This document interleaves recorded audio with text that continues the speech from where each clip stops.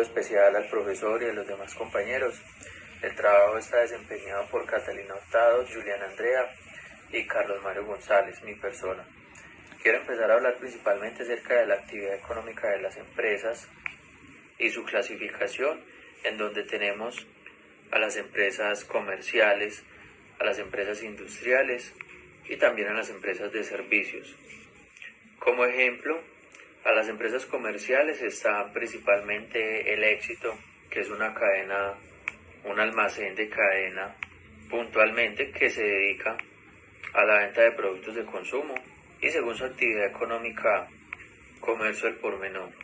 Dentro de las empresas industriales quiero ponerles como ejemplo a la empresa Ecopetrol, que se dedica principalmente a la extracción de recursos naturales y a la venta de petróleo internacional. También tenemos a las empresas de servicios, en donde quiero dejar como ejemplo a Sura, ya que Sura no presenta productos tangibles, a diferencia del Éxito, que es una empresa comercial que hace un momento les dejaba el ejemplo. En las empresas de servicios el producto no se almacena ni tampoco tiene una duración de tiempo. Dentro de la legislación laboral y comercial, la mayoría de ellas están vigiladas por la Superintendencia de Industria y Comercio. Dentro de la legislación laboral están los tipos de contrato, que son el vínculo jurídico por medio del cual la persona desempeña su labor, en donde de ahí en adelante se desprenden los tipos de contratos, indefinido, prestaciones de servicios, hora o labor, y en donde también según cada tipo de contrato se debe dar cumplimiento a las prestaciones sociales, que son primas, vacaciones, horas extras, cesantías, intereses a las cesantías y subsidio de transporte. Bueno, ahora quiero darle paso a mi compañera Juliana para su buena intervención. Hola, mi nombre es Juliana Palacio. Yo voy a dar continuidad a la exposición. Quiero entonces hablarles acerca de las actividades de cada sector económico, pues qué características tienen. Bueno, pues tenemos cinco, o bueno, inicialmente tenemos cuatro sectores económicos. Estos serían el primario, el secundario, el terciario, el cuaternario y tenemos un quinto sector que ahorita les voy a hablar entonces un poco más de qué se trata.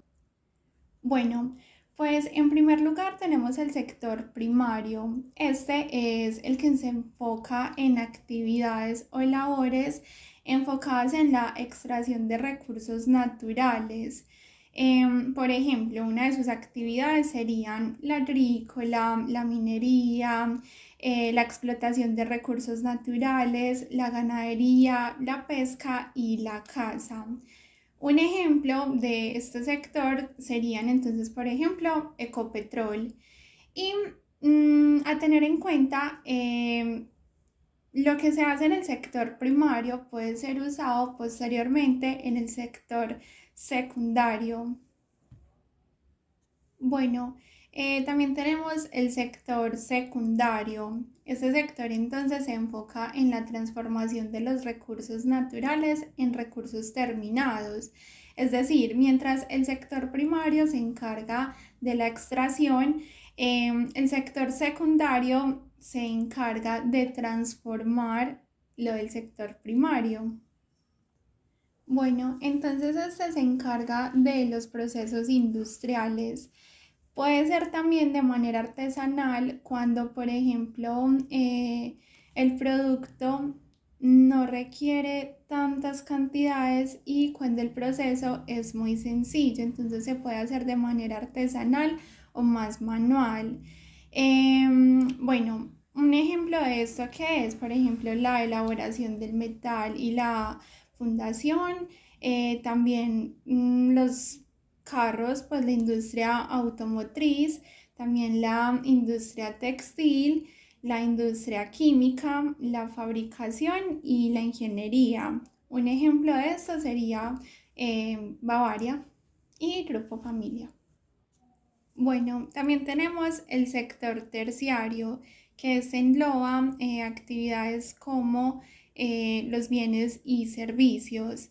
Estos pueden ser servicios públicos o privados. Pueden ser, por ejemplo, como la educación, la salud, el transporte, los bancos, el sector financiero, las comunicaciones, comercio, servicios legales, etcétera.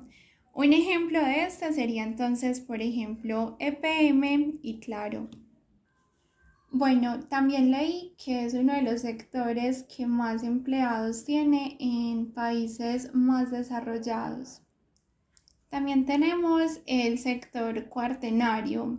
Este entonces se enfoca en labores intelectuales o de la economía, del conocimiento, y labores que no son repetitivas. Algunos servicios de este sector serían entonces la investigación y el desarrollo, las tecnologías de la información, consultorías y planificaciones financieras. Hace un rato también les hablaba entonces acerca del sector quinario. Resulta que este sector es como una extensión del sector terciario. Les voy a contar entonces de qué se trata. Bueno, entonces, en una definición mucho más generalizada, este sector es como una rama de la economía enfocada en la creación, reordenación e interpretación de ideas y proyectos, y trabaja muy de la mano con la ayuda de las ciencias de datos. Según algunos economistas, este sector se puede incluir o se pueden incluir organizaciones sin ánimo de lucro, también aquellas organizaciones que buscan la sostenibilidad y la mejora en la calidad de vida de los ciudadanos. Un ejemplo sería entonces directivos de la ONG, oficiales del gobierno, líderes tecnológicos, líderes científicos. Estas serían entonces las características de cada sector. Nuevamente entonces les recuerdo, tenemos 4 inicialmente: el primario, el secundario, el terciario y el cuaternario, y la extensión del tercer sector sería el quinario. Muchas gracias. Bueno, para dar continuidad a la información que nos brindaba nuestra compañera Juliana Palacios, quiero contarles un poco sobre el tipo de sociedades y sus responsabilidades en Colombia. Para iniciar, quiero contarles que una de las primeras decisiones que debe tomar un empresario a la hora de crear una empresa es la elección de la forma jurídica con la cual se van a realizar el tipo de actividades que se vayan a ejercer, ya que en Colombia las sociedades se caracterizan por la cantidad de socios, por el aporte que realizan, que puede ser aporte en bienes materiales, aporte en dinero o en trabajo. De esta manera, el objetivo es conseguir rentabilidad y asimismo distribuirla entre sí, al igual que las pérdidas. En Colombia, las sociedades se clasifican en dos grandes grupos. Uno de ellos es las sociedades de personas. Lo que importa en esta sociedad es quiénes la conforman. Generalmente es conformada por familiares o por personas muy cercanas, y entre ellas tenemos, por ejemplo, la sociedad colectiva. Esta sociedad está compuesta por dos integrantes. Tienen responsabilidad ilimitada, responden de forma personal, solidaria, subsidiada por las operaciones de la empresa. Todos deben responder con su patrimonio privado a las deudas de la empresa. También tenemos a la sociedad comandita simple. Esta sociedad está compuesta por dos tipos de socios: los comanditarios, que tienen responsabilidad limitada según sus aportes, y los socios simples, que tienen responsabilidad ilimitada. Ellos aportan capital o también pueden aportar trabajo. Esta sociedad tiene un socio gestor y puede tener máximo 25 comanditarios. También contamos en este grupo con la sociedad de responsabilidad limitada. Es una sociedad que está compuesta por un mínimo de 2 personas, 2 socios y máximo 25.